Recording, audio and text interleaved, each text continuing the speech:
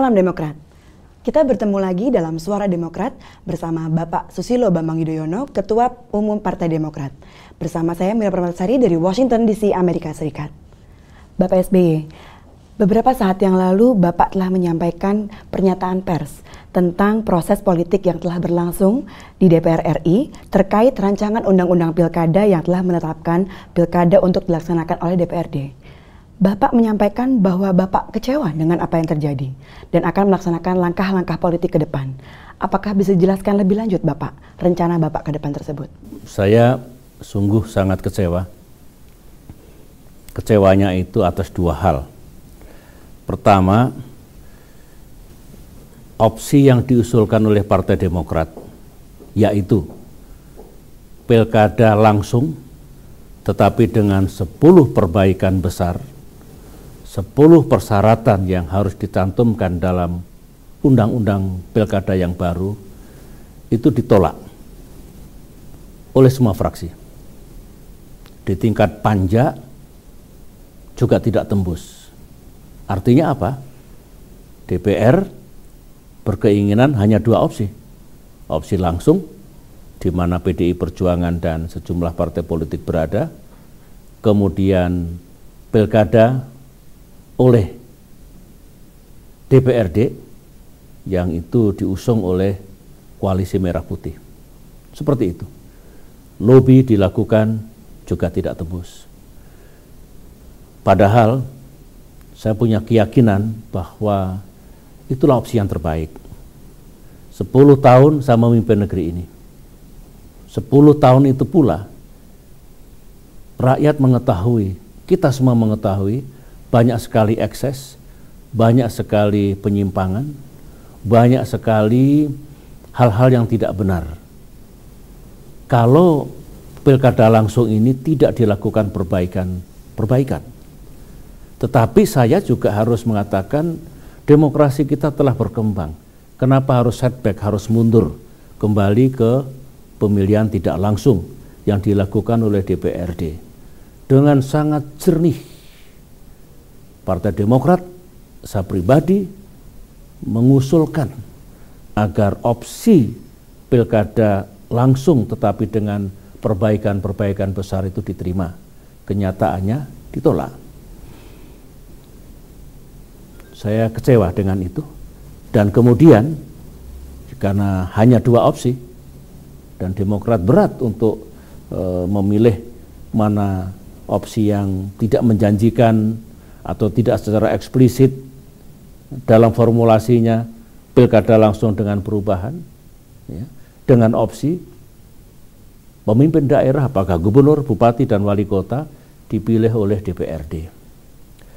Saya diberitahu, tapi sudah terlambat memberitahunya, katanya dalam sidang pleno tadi itu memang seolah-olah ada dukungan dari sejumlah fraksi yang mengatakan usulan dari Partai Demokrat itu baik. Tetapi mengapa tidak diwadahi dalam opsi?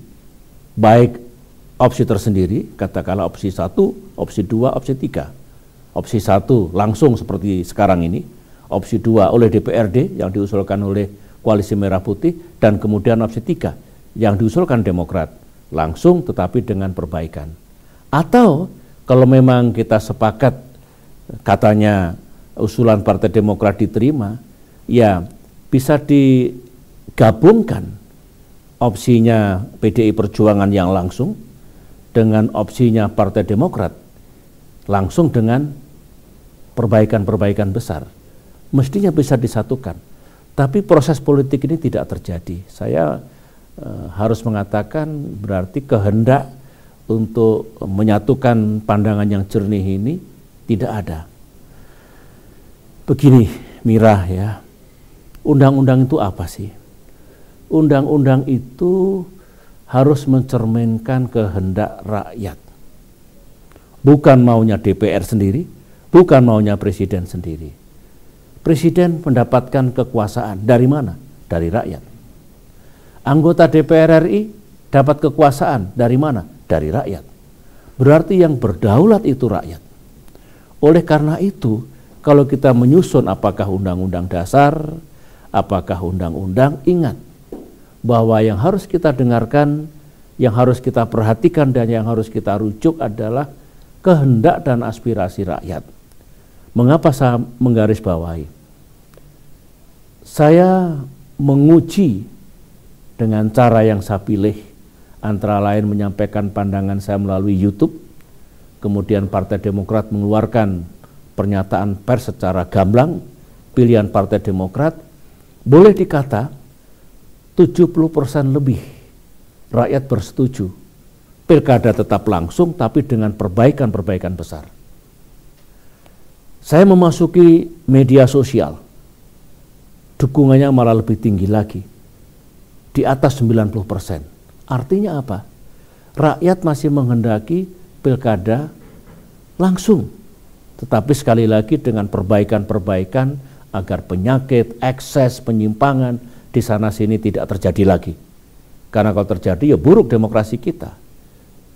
Itu yang saya maksudkan. Dengan demikian sebetulnya DPR bersama Presiden di dalam menghadirkan undang-undang ini harus merujuk kepada kehendak rakyat yang saya katakan lebih dari 70% menginginkan pilkada masih dengan sistem langsung, tetapi dengan perbaikan. Itu juga tidak terjadi.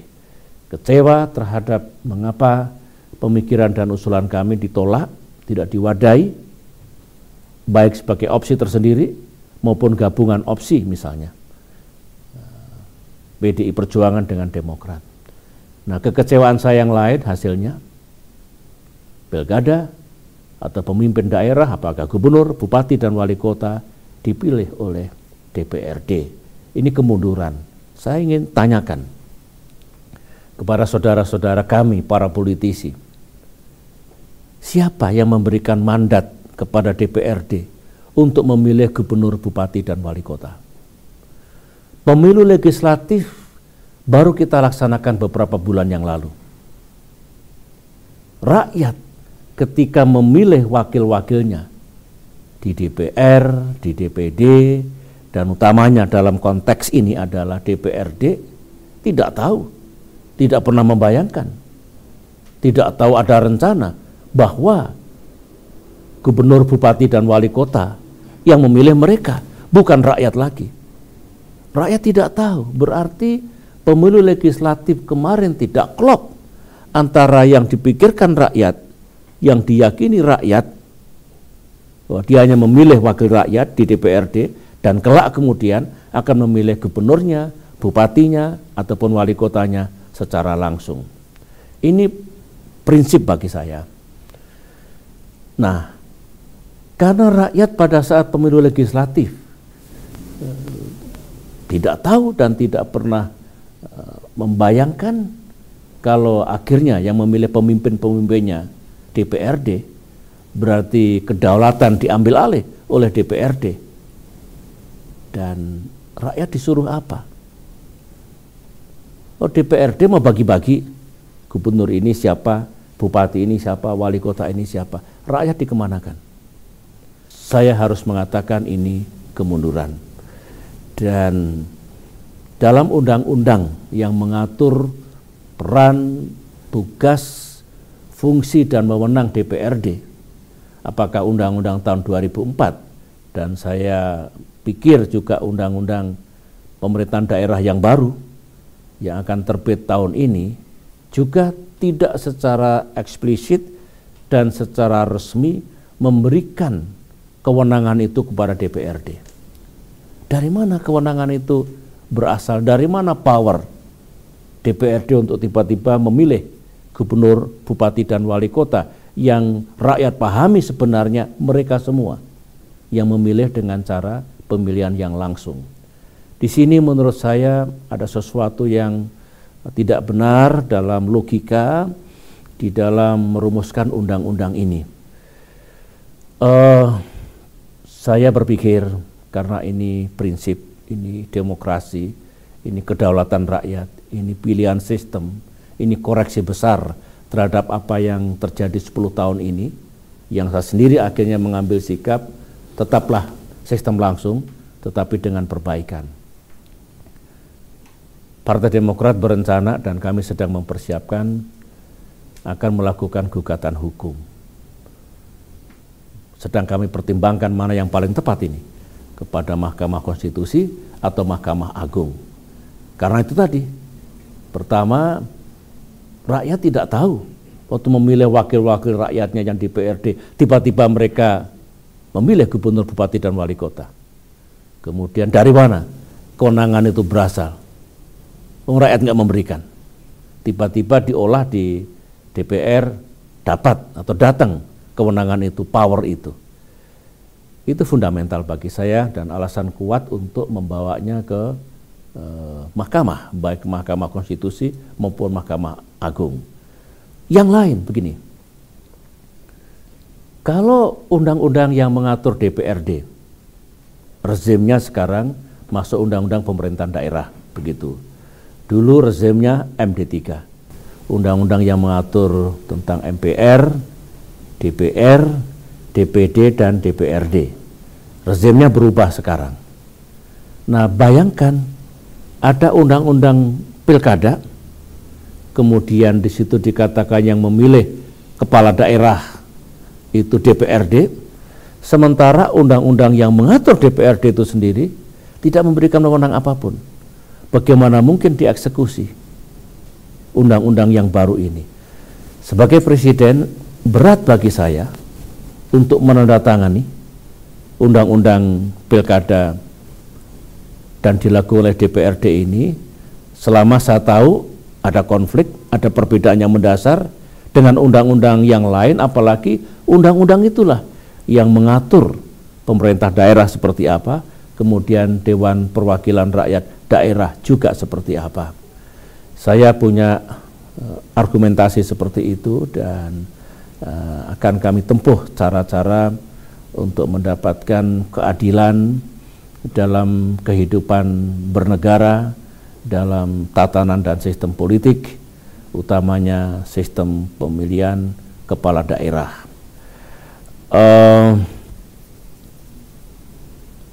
Saya sedang menunggu laporan lengkap karena ketika proses politik yang berjalan dengan cepat di DPR RI tadi terjadi, saya sedang dalam perjalanan dari New York ke Washington DC ini, sementara informasinya juga sering tidak lengkap, simpang siur, bertabrakan satu sama lain, yang saya maksudkan yang saya dapatkan dari Jakarta. Oleh karena itu saya masih menunggu jam-jam sekarang ini laporan resmi dari Ketua Harian Partai Demokrat dan Ketua Fraksi Partai Demokrat, apa yang terjadi, mengapa opsi yang kita usulkan tidak diterima atau ditolak, kemudian bagaimana tiba-tiba katanya hanya 2 opsi yang tersedia, dan bahkan Demokrat dikatakan kalau ingin memasukkan persyaratan, mengapa sekarang, kenapa tidak dulu-dulu. Jadi sebenarnya saya melihat ini seperti mesin yang ya, seolah-olah harus begitu, ya, tanpa mendengarkan sama sekali aspirasi dan kehendak rakyat. Itulah yang terus terang benar saya kecewa, dan bukan hanya kecewa tetapi akan mengambil langkah-langkah politik. Dan untuk rakyat Indonesia ketahui, kami konsisten, kami serius, tidak main-main, bahwa pilihan yang kami pilih itu adalah sistem pilkada langsung tetapi dengan perbaikan. Dan kami akan berjuang secara politik melalui koridor konstitusi yang kita miliki, dengan harapan ya, mudah-mudahan ada solusi yang baik. Dan sekali lagi, ya berat bagi saya untuk menandatangani undang-undang pilkada yang saya tahu bertabrakan dengan undang-undang yang lain, apalagi kalau harus dieksekusi, yang saya tahu akan menimbulkan masalah di lapangan. Mira itulah yang ingin saya sampaikan kepada saudara-saudara saya, rakyat Indonesia, karena dari tanah air mengalir pertanyaan kepada saya. Mereka tahu saya sedang mengemban tugas di luar negeri, tapi mereka juga terkejut dengan hasil